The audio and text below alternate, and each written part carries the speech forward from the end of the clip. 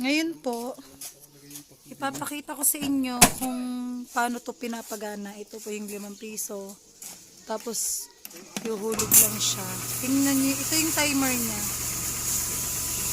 Tapos, yan. Shoutout nga po pala kay Makalikot na naglilinis ng kanyang kotse.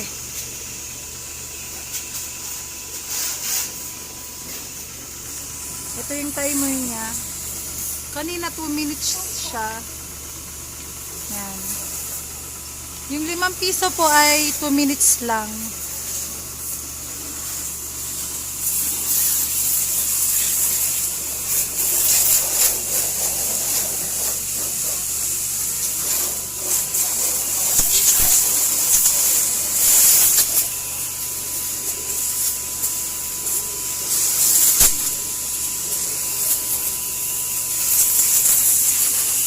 Yan yung buga ng tubig niya.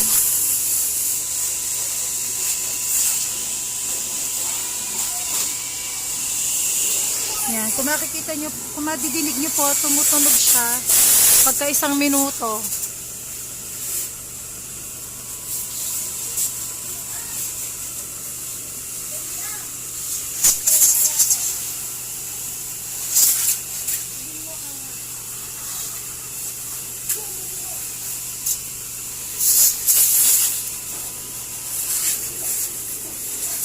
Yan, si Makalikot.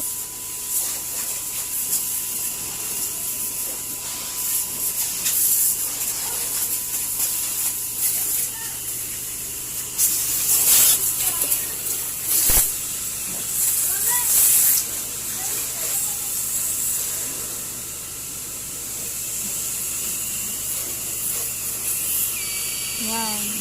Pag 5 seconds na lang siya, tutunog ulit siya. Yan. Tapos na po ang 5 piso.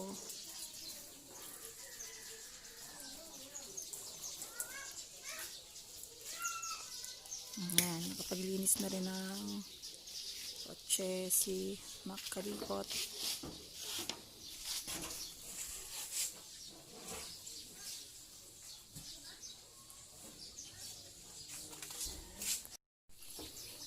Yan, yan po yung hose niya.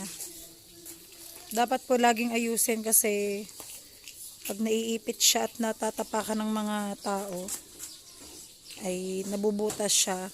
Medyo may kamahalan po yung gantong hose. Kaya dapat talagang ingatan. Yan. Dalawa? Tatlo.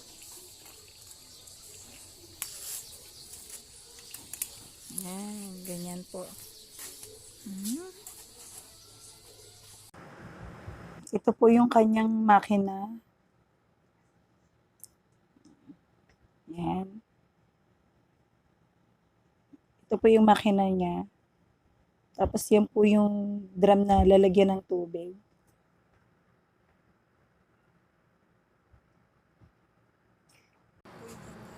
Nang una po, plano lang namin na pang personal use kasi panggamit sa kotse, sa tricycle, tsaka sa motor. Tapos nakita namin na madami po palang may nangangailangan ng car wash. So, ginawa po namin siyang 5 peso car wash.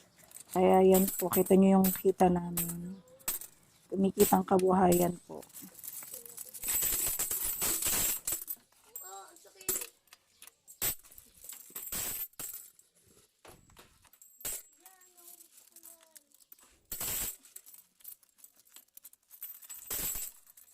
Ito po yung coin slot niya.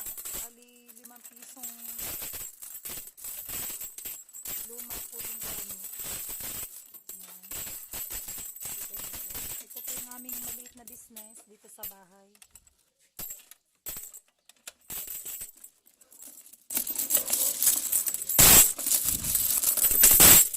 Yung suot sa drum. Bali, si Makalikot na po ang umassemble niyan. Binili po namin sa Raon yung makina. Pero ngayon may mabibili na kayong assemble na. Ayan. Dami-dami na naman pong bilangan ng 5 piso. Tapos, iniuhulog po namin sa bangko yan. Para hindi po kami maipunan ng 5 piso. Ayan.